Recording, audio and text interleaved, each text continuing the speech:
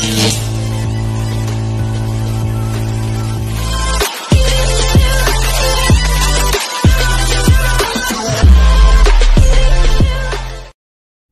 back to my channel mga tropa. Kumusta po kayong lahat? So sa mga nangangarap po at nagpaplano na pumunta ng Canada ngayong 2024, mag-iingat po kayo sa scam, sa mga illegal recruiters.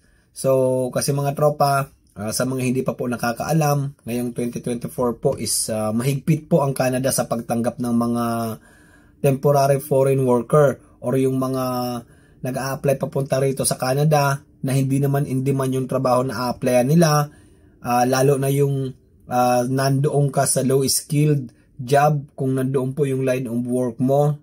So ayan po, isa sa mga nililimit nila ngayong 2024. Kaya mga tropa, kung meron pong nagsasabi sa inyo or may nagtuturo sa inyo na okay, mag-apply ka sa ganitong agency, ano yan, makakaalis ka papuntang Canada, ganto ganyan.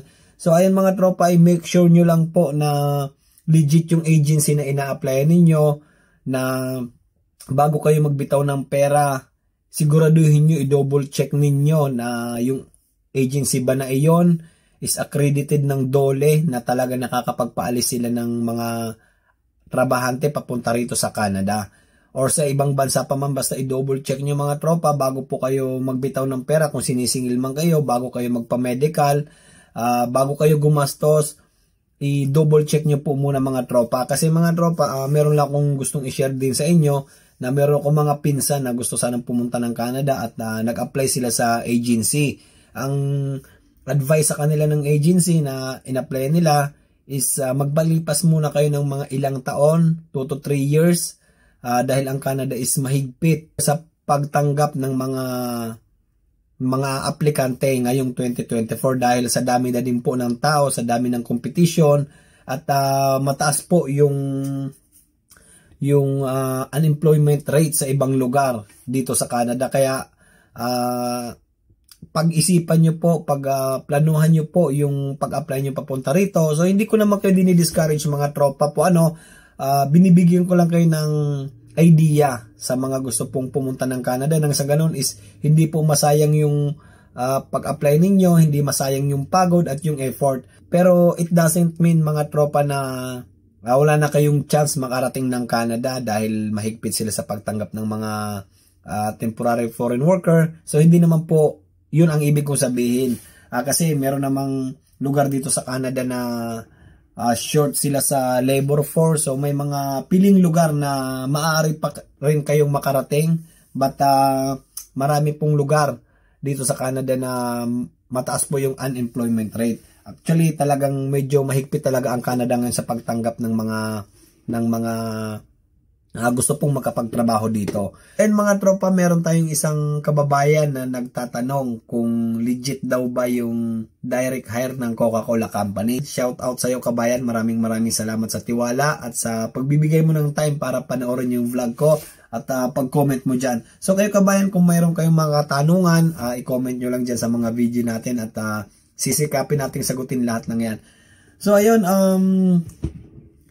kay kabayan, ang pinaka magandang gawin mo, one way to find out kung talagang legit yan na sinasabi sa iyo kung kaibigan mo man yan or kakilala mo, alamin mo kung saang lugar yun dito sa Canada.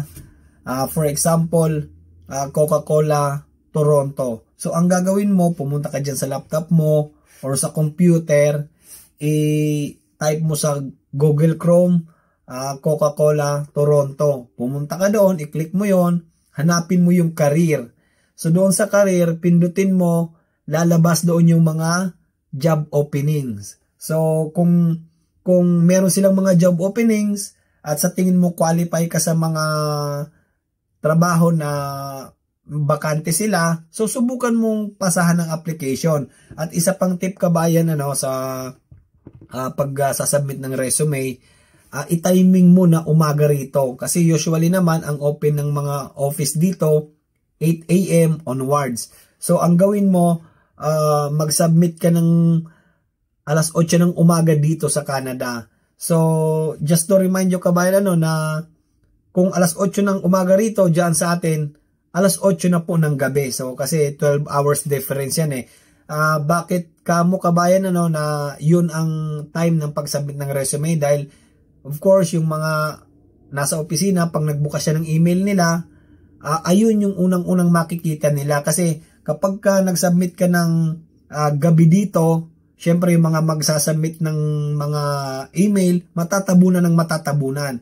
Kaya ang gagawin mo, timingin mo na yung office hour dito. Nang sa ganon, pag open nila, yung application mo ang unang-una nilang makikita. So ayan kabayan, ayan ang tip ko sa iyo para nang sa ganon, makita nila agad yung application mo. So ayun kabayan, sana nasagot ko yung katanungan mo. Sa mga nag-a-apply po papunta rito sa Canada, good luck po sa inyong lahat. Sana po matanggap yung application ninyo at maselect po kayo sa mga trabaho na gusto nyong apply papunta rito. At ayun po, good luck at maraming salamat po sa suporta ninyo mga kabayan.